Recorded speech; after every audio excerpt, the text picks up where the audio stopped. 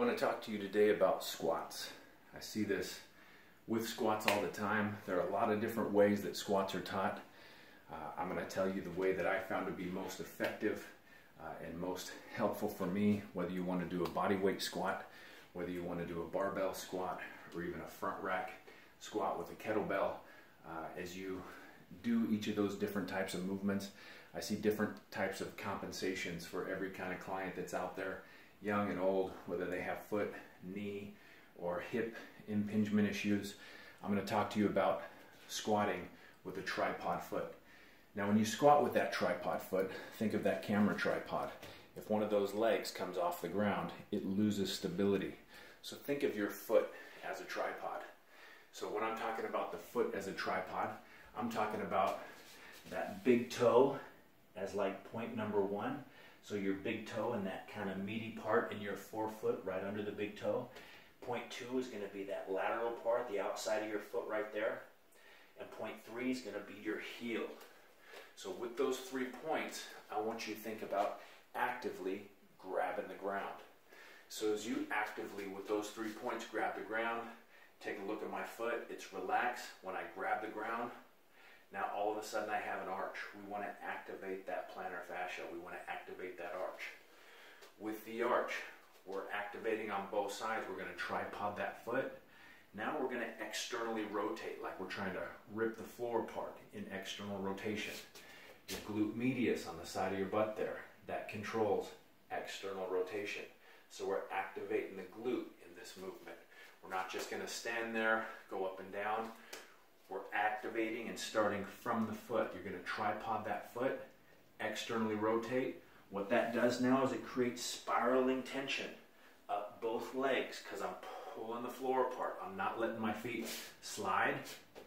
With that tripod, with those 3 points, I'm actively trying to just rip the floor, screwing my feet in. Sometimes it's described as rooting your feet in the floor. With that tripod actively rooting in or screwing in, I've now created this tension that's in my glutes. I feel like my hip is actually now locked in place. Notice, in a relaxed position, my knee position, as soon as I tripod the foot, externally rotate, what does it do? It drives that knee outward into external rotation. Now that knee is forced to actually track in a good position. If my feet are relaxed and I'm doing nothing with the feet, it's very common when I go in that squat position, my arch is going to collapse, my knees are going to collapse.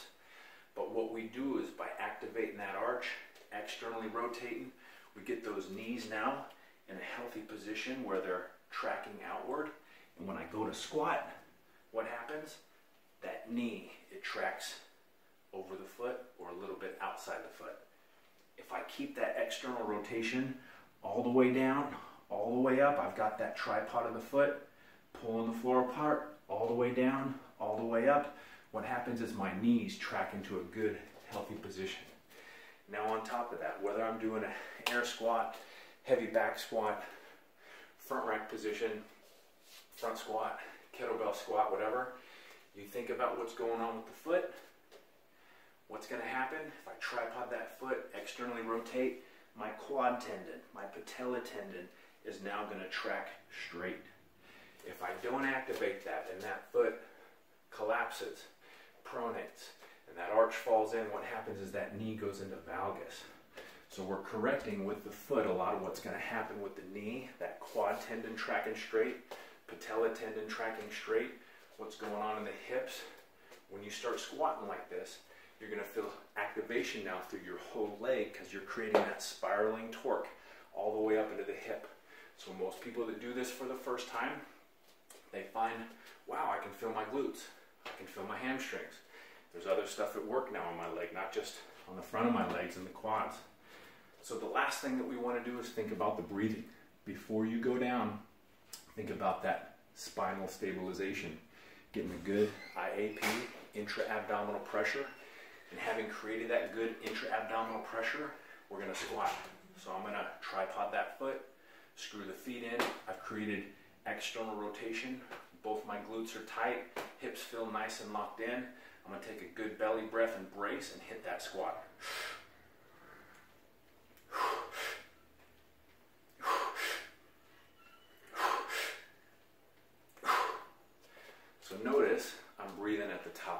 I'm not breathing on the way down or on the way up. I'm thinking about creating as much stabilization of that spine, staying neutral, keeping my feet screwed in. And now what you'll find is you'll have incredible balance and stability. If you lack stability in the squat, you're not going to move any kind of weight. If you want to develop good muscles in the legs or the glutes, and you're unable to move any kind of weight, hypertrophic effects are going to come along very slow. As you're able to really optimally use that breathing and what's going on with your foot and technique all through the leg up through the hip, you're going to see a massive carryover in your ability to squat and squat well. If you have any questions, please shoot me.